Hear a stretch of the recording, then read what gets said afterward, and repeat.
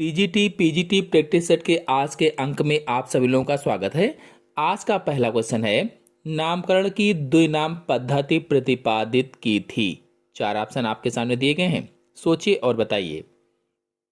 देखिए, इसके पहले के सभी क्वेश्चन पिछले वीडियो में हो चुके हैं। यदि आप लोगों ने वो वीडियो नहीं देखे हैं तो चैनल पर जाकर के देख सकते हैं। सोचिए और बताइए कौन सा ऑप्शन सही होगा। तो ऑप्शन सही होगा इसमें से सी, लीनियस ने दी थी। और आपको बता दें, लीनियस ने न केवल नामकरण की पद्धति यानी द्विनाम पद्धति केवल ही दिया, बल्कि वर्गीकी की नींव भी इन्होंने रखी थी। वर्गीकी की नींव। और इस पद्धति में किसी भी जीव का वैज्ञानिक नाम दो पदों से मिलकर बना होता है। पहला पद वंश और द्वितीय पद जाति का होता है। नेक्स्ट क्वेश्चन है, रिक्तिका को घेरने वाली झिल्ली कहलाती है। चार ऑप्शन आपके सामने दिए गए हैं। रिक्तिका यानी वैक्यूल। वैक्यूल को जो चारों तरफ से झिल्ली घेरती है उसे क्या कहा जाता है? यदि आप लोगों ने सभी कोशिकांगों पर वीडियो नहीं देखा है तो चैनल में अपलोडेड है, आप लोग देखिए जाकर के। उसमें मैंने रिक्तिका को भी पढ़ाया था, अच्छे से समझाया था। तो इसमें आंसर सही होगा पहला, टोनोप्लास्ट। रिक्तिका या वैक्यूल को घेरने वाली झिल्ली क्या कहलाती है? टोनोप्लास्ट कहलाती है। और कोशिका में जो रिक्तिका होती है या जो वैक्यूल होती है, यह एक झिल्ली के द्वारा घिरी रहती है, उसे ही क्या कहा जाता है? टोनोप्लास्ट कहा जाता है। और यह झिल्ली रिक्तिका के भीतर का जो पदार्थ होता है या जो तरल द्रव होता है उसको घेरे रहती है। नेक्स्ट क्वेश्चन है, ड्यूरामेन पाया जाता है। सोचिए और बताइए। ड्यूरामेन पाया जाता है।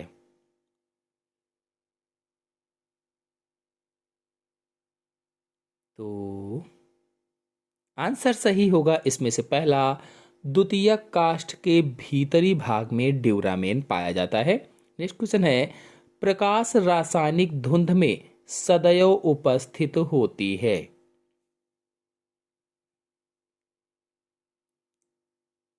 O3, CO2, SO2, CH4। प्रकाश रासायनिक धुंध में सदैव O3 उपस्थित होती है। नेक्स्ट क्वेश्चन है, किस अनुक्रमण में लाइकेन प्रारंभिक वनस्पति होते हैं? यदि आपके मन में प्रश्न हो कि अनुक्रमण क्या है तो बता दें, समान क्षेत्र में एक निश्चित समय में विभिन्न समुदायों की एक निश्चित क्रम में उपस्थिति को ही अनुक्रमण कहा जाता है। तो इसमें आंसर सही होगा बी, लिथोसियर कहलाता है या लिथोसियर होते हैं। आपको बता दें कि लिथोसियर एक प्रकार का मरुक्रमण होता है। मरुक्रमण जो नग्न चट्टानों की सतह पर पाया जाता है। नेक्स्ट क्वेश्चन है, पाइनस में नर शंकु धारण करता है। जो पाइनस होता है उसमें नर शंकु धारण करता है।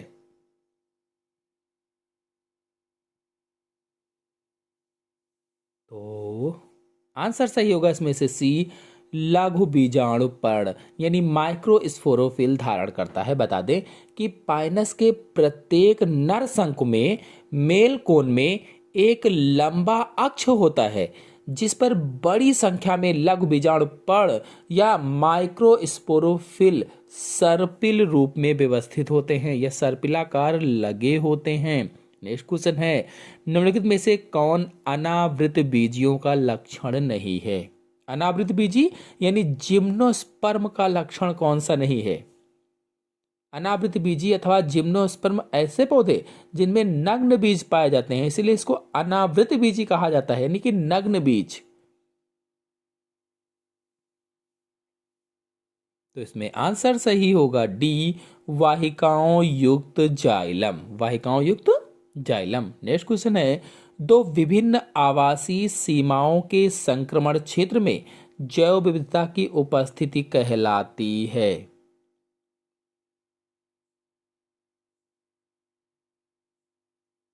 दो विभिन्न आवासीय सीमाओं के संक्रमण क्षेत्र में कहा गया है जैव विविधता की उपस्थिति। यदि आप लोग जैव विविधता पूरा चैप्टर लेक्चर देखना चाहते हैं तो चैनल में अपलोडेड है, आप लोग जाकर के देख सकते हैं।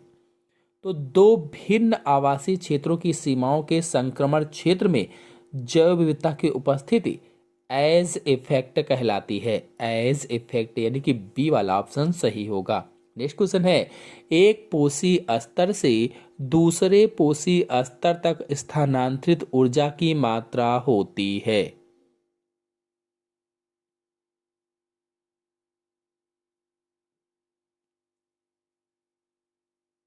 तो इसमें आंसर सही होगा बी, 10% होती है। नेक्स्ट क्वेश्चन है, एल आकृति वाले गुणसूत्र कहलाते हैं।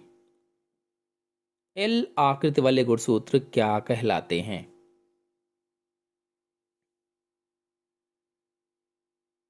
आपको बता दें कि गुणसूत्र की आकृति गुणसूत्र बिंदु या सेंट्रोमेयर की स्थिति पर निर्भर करती है। जो सेंट्रोमेयर होता है वो किस जगह पर है, इस पर निर्भर करती है कि गुणसूत्र की आकृति क्या होगी। और आकृति के आधार पर गुणसूत्र 5 प्रकार के होते हैं। 5, यहाँ पर 3 प्रकार लिखे गए और पूछा गया है एल आकृति वाले गुणसूत्र कहलाते हैं। तो आंसर से होगा इसमें से सी, उप मध्य केंद्री कहलाते हैं या सब मेटासेंट्रिक कहलाते हैं। सब मेटासेंट्रिक। और आपको बता दें एसेंट्रिक जो होते हैं, अकेंद्री जो होते हैं, गुणसूत्र बिंदु इसमें नहीं पाया जाता है या सेंट्रोमियर अनुपस्थित होता है। और जो टीलोसेंट्रिक होते हैं यानी अंत केंद्री होते हैं, इनमें गुणसूत्र बिंदु गुणसूत्र के एक सिरे पर पाया जाता है, एक सिरे पर। और जो एक्रोसेंट्रिक होते हैं यानी अग्र केंद्री होते हैं, इनमें एक सिरे के निकट होता है। इसीलिए एक बहुत छोटी गुणसूत्र भुजा हो जाती है और दूसरी बहुत लंबी भुजा हो जाती है। और जो उप मध्य केंद्री होते हैं यानी सब मेटासेंट्रिक होते हैं, इसमें गुणसूत्र में 2 असमान भुजाएं होती हैं, जिसमें से एक भुजा दूसरी से कुछ बड़ी होती है और गुणसूत्र एल आकृति का होता है। और जो मेटासेंट्रिक होते हैं यानी मध्य केंद्री होते हैं, गुणसूत्र की दोनों भुजाएं बराबर होती हैं और गुणसूत्र वी आकृति का होता है। वी मेटासेंट्रिक में।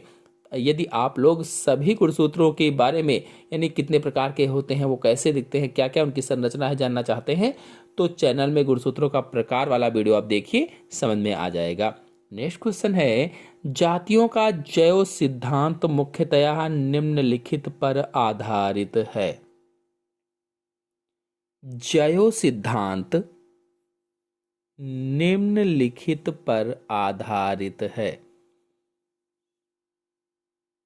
तो आंसर सही होगा इसमें से पहला, जननिक पृथक्करण पर। जननिक पृथक्करण। नेक्स्ट क्वेश्चन है, सूची फर्स्ट को सूची सेकंड से सुमेलित कीजिए तथा नीचे दिए गए कूट का प्रयोग कर सही विकल्प को चुनिए। पहले आप सूची 1 देखिए, उसके सामने सूची 2 लिखी गई है। मिलान करना है कि कौन सा ऑप्शन सही होगा। मिलान कीजिए और देखिए कि कौन सा ऑप्शन इसमें सही होगा।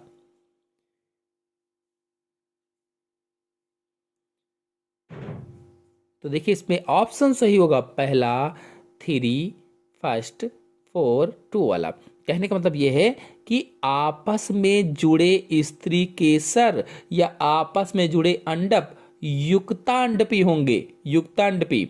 और युग्मक का बनना युग्मक जनन कहलाता है, युग्मक जनन। और उच्चतर एस्कोमाई जो होते हैं ये द्विकेंद्र की होते हैं यानी द्विकेंद्र की। और एक लिंगी मादा पुष्प स्त्री केसरी होता है, स्त्री केसरी। नेक्स्ट क्वेश्चन है, निम्नलिखित में से कौन सा प्रतिबंधन एंजाइम कुंठित सिरे उत्पन्न करता है।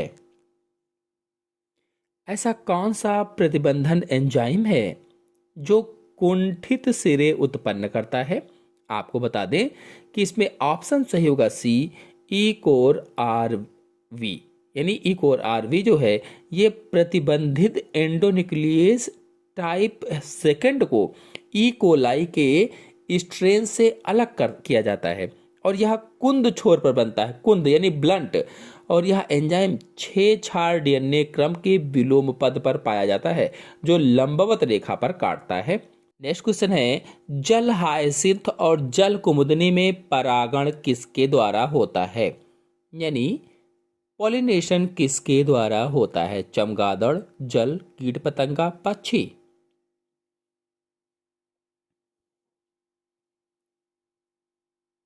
तो आंसर सही होगा इसमें से सी, कीट पतंगा के द्वारा होता है।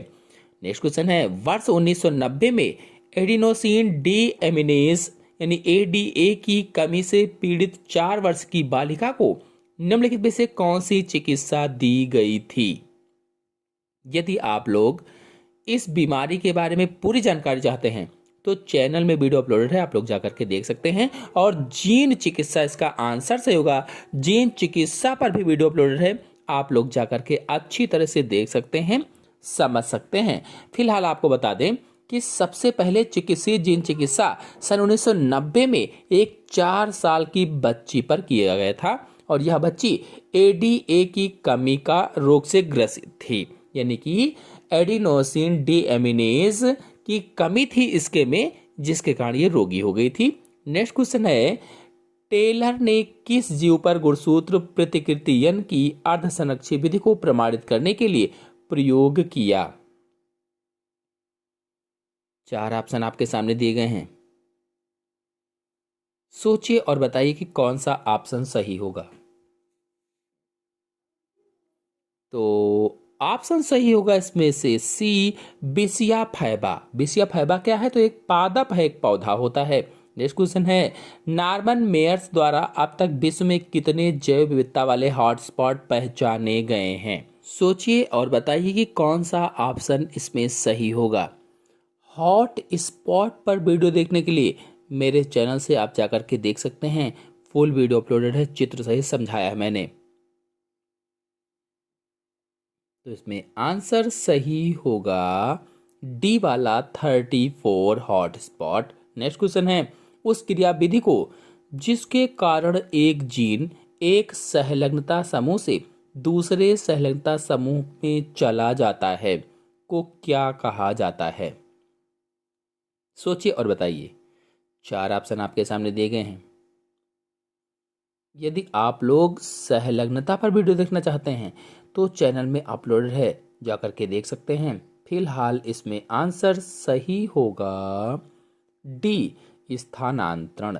नेक्स्ट क्वेश्चन है, गहरे समुद्र के उष्ण जलीय वेंट पारितंत्र में प्राथमिक उत्पाद कौन है?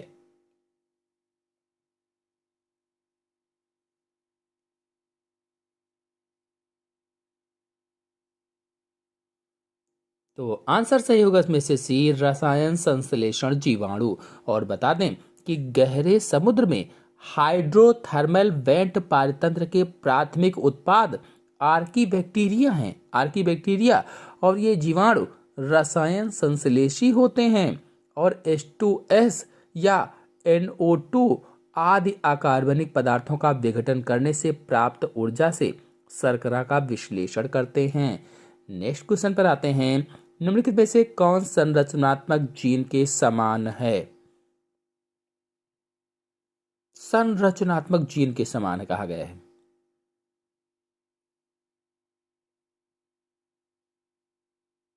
तो आंसर सही होगा इसमें से सी, संपार। और संपार क्या है? तो सिस्ट्रान होता है, सिस्ट्रान। और सिस्ट्रान डीएनए का वह भाग है जो प्रोटीन की एक पॉलीपेप्टाइड बनाने को कोड करता है। इसे संरचनात्मक जीन भी कहा जाता है, स्ट्रक्चरल जीन भी कहा जाता है। इसीलिए इसमें विकल्प सही होगा सी, जबकि अन्य विकल्प गलत होंगे। नेक्स्ट क्वेश्चन है, आर चयनित जातियों के बारे में निम्नलिखित में से कौन सा सही है? तो इसमें आंसर सही होगा पहला, कम संख्या में बड़े आमाप वाली संतति। नेक्स्ट क्वेश्चन है, एक वास्तविक प्रजनन पादप वह है जो कि।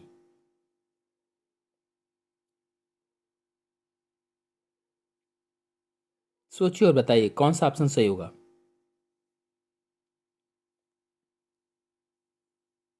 देखिए, एक वास्तविक पादप प्रजनन यानी प्रजनन पादप में सदैव समजात गुणसूत्र होते हैं और यह प्रजनन करने पर अपने जैसी संतान उत्पन्न करता है। जैसे एक लंबा मटर का पौधा है जिसमें टीटी जीन हो, कैपिटल टीटी, तो प्रजनन करने पर हमेशा लंबा पादप ही उत्पन्न होगा, यानी कैपिटल टीटी ही उत्पन्न होगा। इसलिए इसमें आंसर देगा डी, लगभग समजात हो और अपनी तरह की संतान उत्पन्न करता हो। नेक्स्ट क्वेश्चन है, यदि प्लस चिन्ह को लाभदायी परस्पर क्रिया के लिए, माइनस चिन्ह को हानिकारक के लिए और जीरो चिन्ह को उदासीन परस्पर क्रिया के लिए दिया जाए तो प्लस माइनस द्वारा प्रदर्शित समष्टि परस्पर क्रिया किसे संदर्भित करती है?